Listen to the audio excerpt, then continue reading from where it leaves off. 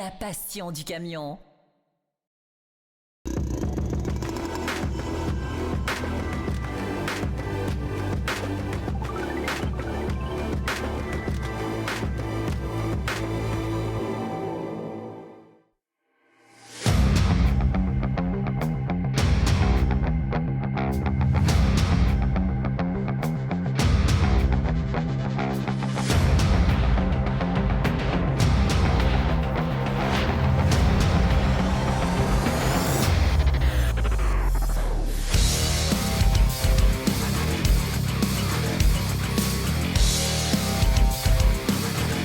Bonjour à tous, nous voici de retour sur les essais France Route, le circuit Rhône-Alpes, vous connaissez, les coulisses très exactement. Vous pouvez nous retrouver évidemment sur YouTube, sur la chaîne France Route, sur le site internet et les autres réseaux sociaux. Aujourd'hui, un Renault. Alors, après tant d'absence, on en a quelques mois d'intervalle. Aujourd'hui, c'est un 440 chevaux. On avait essayé, souvenez-vous, le 480. On va pouvoir comparer les deux motorisations. Alors, il s'agit du 13 litres turbo compound. On va voir les deux puissances, les points positifs et les points négatifs l'un par rapport à l'autre, et surtout on va peut-être regarder avant tout l'intérieur car celui-ci est un peu mieux équipé. Allez, avant de prendre la route, un petit tour en cabine.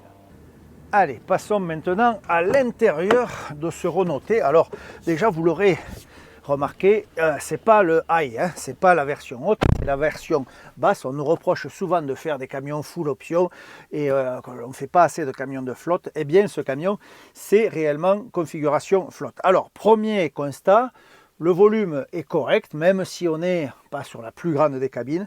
Et la grande nouveauté, elle est là. Une position de conduite réglable comme on veut. Voilà, il n'y a plus rien à envier aux Scandinaves. On ne va pas citer personne, parce que dans les Scandinaves, il y en a plein qui sont concernés. Le Renault est vraiment à la hauteur concernant la position de conduite. Alors, en termes d'intérieur, eh bien, on est sur du basique. Il n'y a pas de siège en cuir. La sellerie, ma foi, est quand même jolie. Elle est assez ergonomique. C'est pas le siège luxe. Le modèle 480 que nous avions essayé auparavant était un peu mieux à ce niveau-là, la sellerie. En revanche, la couchette est identique avec un beau matelas, Sérénité. C'est pas pour rien. C'est vrai que le matelas, il est en mousse. Il rappelle un peu ce que l'on avait sur les DAF, qui était tant apprécié sur les DAF XF. Un matelas en mousse simple mais efficace. Sur le haut, on n'a pas la couchette du haut. On a juste l'espace rangement, ce qui est assez pratique. Et puis sur cette cabine, soyons honnêtes, mieux vaut être seul. À deux, on sera un peu serré. Alors, petite nouveauté que nous n'avions pas vue la dernière fois, le frigo coulissant. À ce niveau-là, ce camion en est équipé. Alors c'est pareil, on n'est pas sur des grands volumes de frigo, mais ça fait quand même l'affaire et c'est assez pratique. C'est vrai, soyons honnêtes, ça manquait clairement sur le camion précédemment essayé. Alors, comme vous pouvez le voir, je suis passé côté passager pour vous parler de l'intérieur et des différents rangements. Alors sur le Renault, c'est vrai qu'il y a beaucoup de rangements, on l'a dit. En revanche, le fait d'avoir le frigo nous condamne le gros coffre qu'on avait sous la couchette. On conserve les deux coffres, alors celui côté passager qui est hermétique, et ça c'est plutôt bien, et celui côté conducteur qui donne sur l'extérieur. Là aussi, bon point, puisqu'on peut éventuellement charger des objets de gros volume ou des bouteilles d'eau par l'extérieur et les attraper par l'intérieur. Alors dans ce modèle, on a ce casier à bagages derrière, donc pas de couchette, attention, ce n'est pas une couchette complémentaire, c'est réellement un espace de rangement. Vous le dépliez et là vous pouvez mettre par exemple votre gros sac, ce qui est plutôt pas mal parce que quand on part à la semaine, généralement on a un gros sac et les espaces pour ces gros sacs manquaient sur le Renault T. Donc ça, c'est plutôt un bon point. Toujours dans les astuces, on a pas mal de petits espaces de rangement où on peut mettre des effets personnels. Autre astuce, ici ce petit tiroir est réfrigéré, c'est-à-dire qu'il y a une trappe, il suffit de l'ouvrir et en été ça peut faire office de mini glacière. Alors c'est vrai qu'ici on a les réfrigérateurs, mais en tout cas ça peut conserver des choses au frais. Voilà, le volume est correct, c'est pas le plus grand évidemment du marché, c'est pas non plus ce qu'on lui demande, on est réellement dans une configuration flotte, donc il faut le comparer avec ses concurrents directs. Pour le reste, la qualité des matériaux ben, ça n'a pas beaucoup changé, hein. On est quand même sur du plastique, bien que Renault a fait pas mal d'efforts avec des petites touches, des liserés rouges, et ça donne un effet un peu plus glamour. Tout à l'heure, quand on va rouler, on parlera du tableau de bord et du poste de conduite, parce que là, il y a réellement eu un grand pas en avant.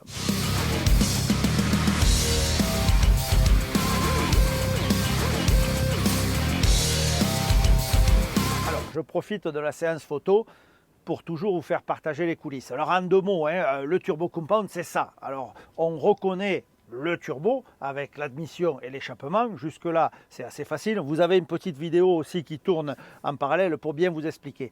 Et les gaz sont ici récupérés et la force va se transmettre via une cascade de pignons sur le vilebrequin de façon à aider le moteur à repartir. Ça donne du couple, ça permet de reprendre beaucoup plus bas et au bout, de tout ça, un gain de consommation. Voilà, on va le vérifier évidemment pendant notre essai, mais en tout cas, la magie, c'est ici qu'elle se trouve.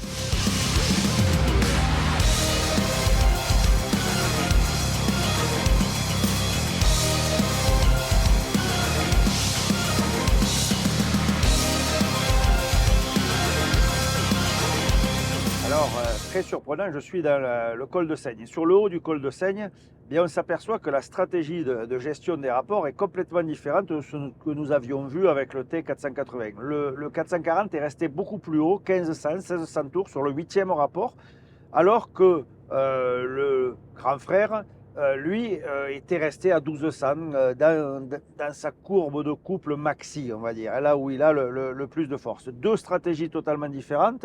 On verra à la fin ce que ça donne au niveau de la consommation. Pourtant, c'est étrange, les 2 camions étaient en rapport de pont de 31, mais vraiment 2 façons de gérer complètement opposées. On va voir à la fin ce qu'il en est. On en saura un peu plus tout à l'heure quand on va attaquer d'autres cols dans les Alpes.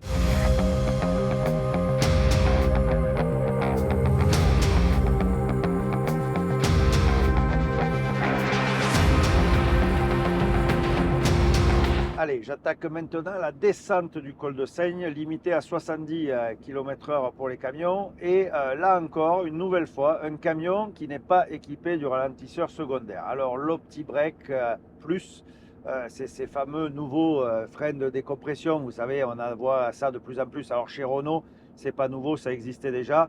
Mais en tout cas, ça se développe chez tous les constructeurs. Et là, une fois encore, alors il y a une petite astuce quand même.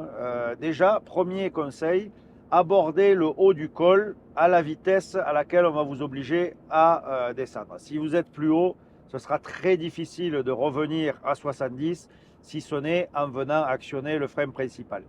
Seconde astuce, le programmateur de vitesse. Sur les Renault, ce qu'il y a de très très bien, vous avez 2 positions, S1, S2. Alors, nous, on roule à 85 sur le plat, donc on se met S1 à 85.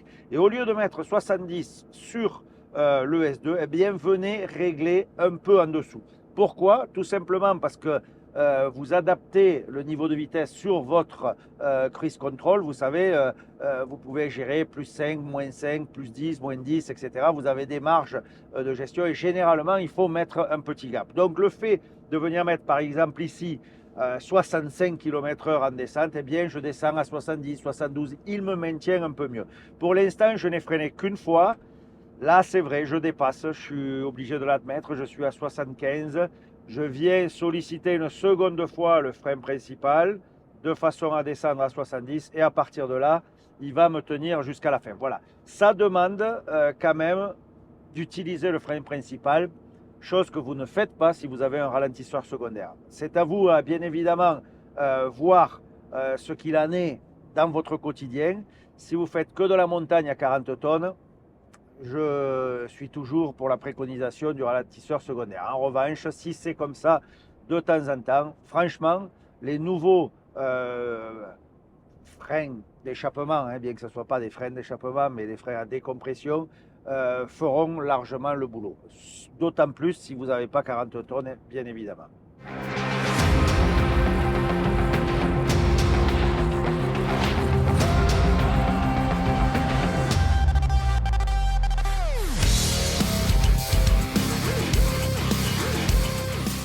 Allez, dernière étape de notre parcours avant l'arrivée sur Mâcon. On vient d'entrer sur Lyon à 432. On va frôler l'aéroport Saint-Exupéry pour venir récupérer la 6. C'est, je dirais, la partie facile. C'est déroulant, hein, comme à chaque fois. J'ai l'habitude de le dire. C'est le plus simple. On va voir si ça change quelque chose. Plutôt bien placé, notre 440, même, je dirais, surprenant. Il fait pour l'instant de bons résultats. Alors, je ne peux pas encore donner de conclusion.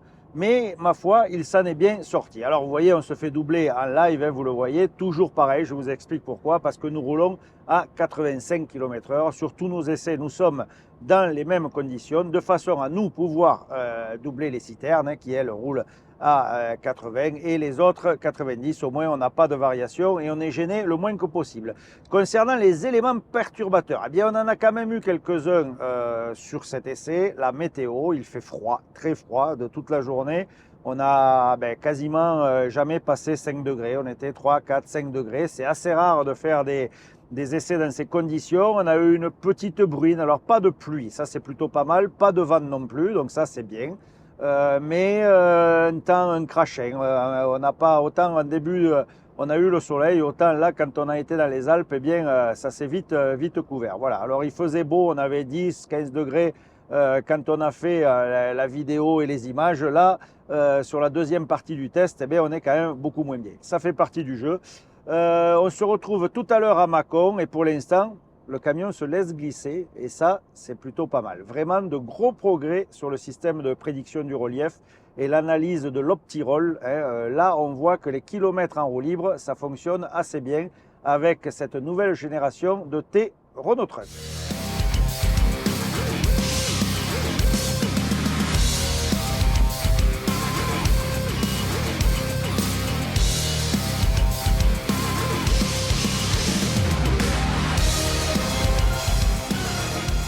Bien voilà, hein, nous sommes sur le parking du centre routier ici à Mâcon. Je sors de la station BP à l'instant et c'était le moment de faire les comptes sur ce T440, cette dernière génération de Renault. Donc déjà niveau look, hein, ça c'est plutôt gagné. C'est un beau camion, le restyling fonctionne, pas mal de nouveautés, pas mal d'optimisation en termes de chaîne cinématique, on voit que ça fonctionne. Ce qui est écrit sur le côté de la semi, 10% de gain de consommation, c'est vérifié. Mais comme quoi, pour battre un record, des fois, il s'en faut de peu. Jusqu'à l'étape numéro 2, nous étions très très proches de son grand frère, le 480. Et à partir de l'étape 3, on a eu des problèmes GPS. Alors c'est la première fois que ça m'arrive. Le GPS perdait le signal. On voyait qu'on perdait tout simplement le signal GPS. Et comme la règle de notre test est de laisser faire le camion, eh bien, je n'ai pas influencé. Et là, on voit qu'il y a quand même eu des bugs. Le camion n'a pas profité du mode roue libre comme il aurait dû. Et au final, eh bien, je ne vous donne pas le résultat, vous l'aurez évidemment dans le magazine, eh bien, on est une fois de plus passé très près du record. Comme quoi, il s'en faut peu. Une chose est sûre, c'est qu'on avait un camion vraiment typé flotte, hein, on le voit, hein, pas de visière, pas d'option. À l'intérieur, on avait quand même un frigo, une clim de nuit, mais enfin, ce n'était pas un full option, c'était une petite cabine, comme on en voit des centaines sur nos routes. Vous verrez tous les détails dans le magazine. Il s'en sort plutôt bien et en tout cas, un bon pas en avant pour la gamme T. Voilà. Allez, sans plus attendre, je vous souhaite bonne route, hein, soyez prudents et à très bientôt pour nos coulisses des essais France Route. À bientôt, ciao.